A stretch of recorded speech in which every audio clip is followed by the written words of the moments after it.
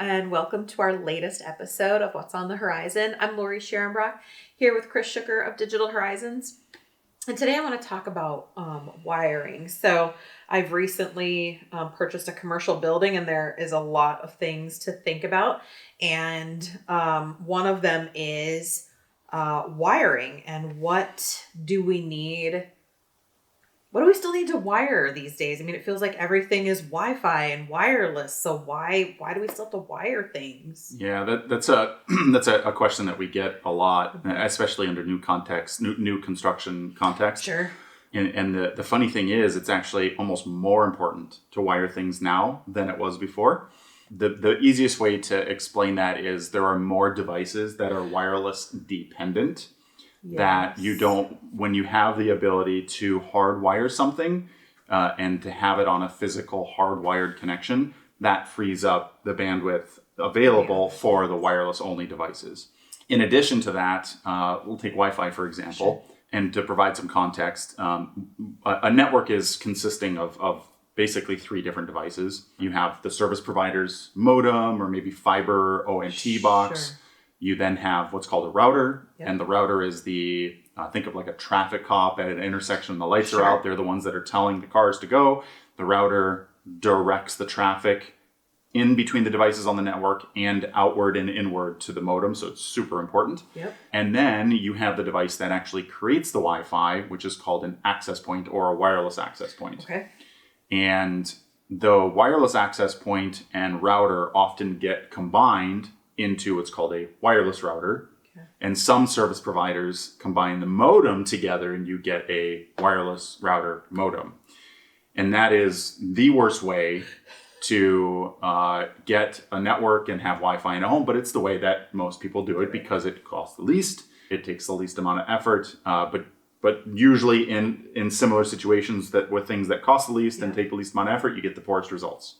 Just like if we're to take care of ourselves as human beings and working out, if we don't work out, we don't have, our bodies aren't good. Yeah. So just with the network, we separate those devices out into a separate router and use their modem. And then we wire the wireless access points, which is kind of, it sounds funny. But yeah, right. The access point gets placed in the space or spaces where you want good signal. And generally speaking, and every wireless access point is different, the ones that we use we expect them to perform to their maximum when they do not exceed 1,000 to 1,500 square feet of coverage. Okay.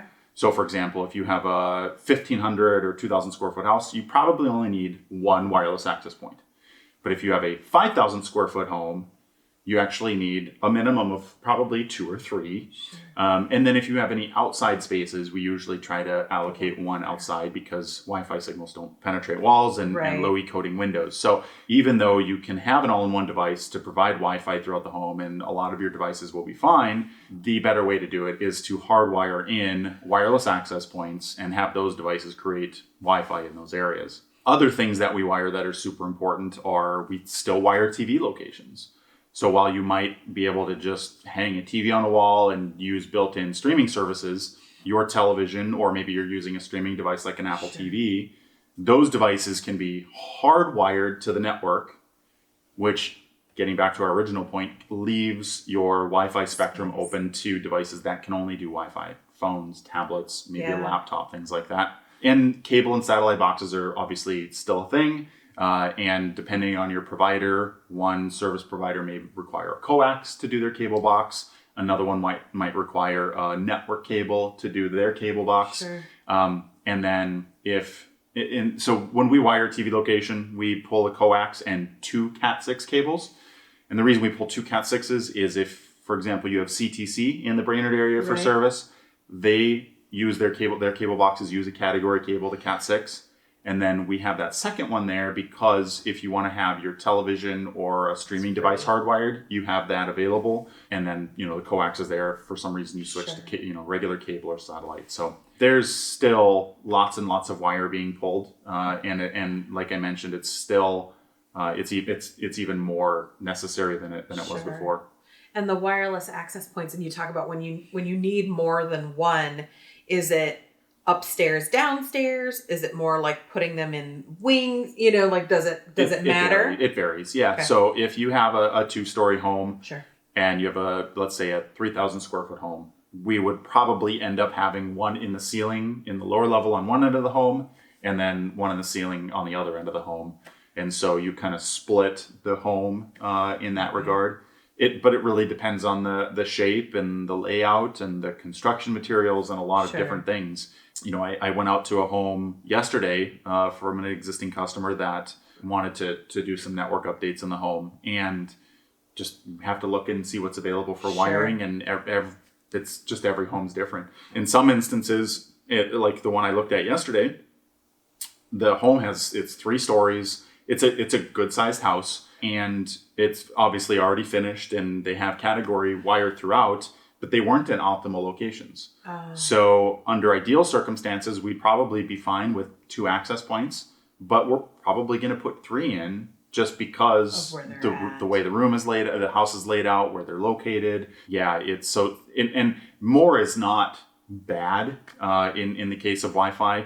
Having more access points is never a bad thing, but you can have, you can avoid having too many in most instances. So. And that was going to be my next question, is like the ceiling, the optimal behind the TV, where do you typically put open air is best. Yeah. Sure. So because Wi-Fi is a radio signal, and it's basically a wave of sound, kind of. Yeah. How it gets to your device is only limited by the medium at which that wave, passes through. Sure. So if it's going through air, it performs way better. But if it has to pass through multiple walls, then it's going to attenuate the signal, and it's going to limit the send and receive capabilities. Sure. No different than the microphone on the camera picking up us talking and you talking to me. If I were in the other room, you couldn't hear me very well, and that's the same way Wi-Fi works. So we've been involved in some very high-end homes where the homeowner and or designer didn't want the wireless access point visible in the ceiling. Because it was super clean and it made total sense. And so in those instances, we put them in closets, and we doubled how many we needed, because, when you're doing something like that, you're drastically limiting its capabilities. And so nowadays, when we have regular access to up to 1 gig in speed, which in almost all instances in residential environments, it's not needed. People are wanting to get as much throughput on their access points as they are for their paying for service. And when you have an access point that has its signal penetrate through multiple walls, it's really hard to deliver the speeds that you're paying for, because it really, really slows it down. So long story short, having the access point out in the open is best as possible. Better. And actually, your example of behind the television is the worst case scenario, because the TV has lots of metal, it has lots of circuit boards, but we have put them back there because there was literally no alternative. Other way to go. So it's just kind of a case by case basis. Yeah. Awesome. Well, I want to ask about Wi-Fi, but we're going to keep that in a different video. So you guys stay tuned for more information on like Wi-Fi in your house and what can happen there. So any other tips and tricks about the wiring or things that we should be aware of? Oh, I could go on forever. I'm sure. Well, we'll save that for another episode. Yeah. And if you need more information, please visit the website. Give these guys a call. They are the best in the business, and you definitely want them in your home. So join us for our next episode. Thanks for joining us today.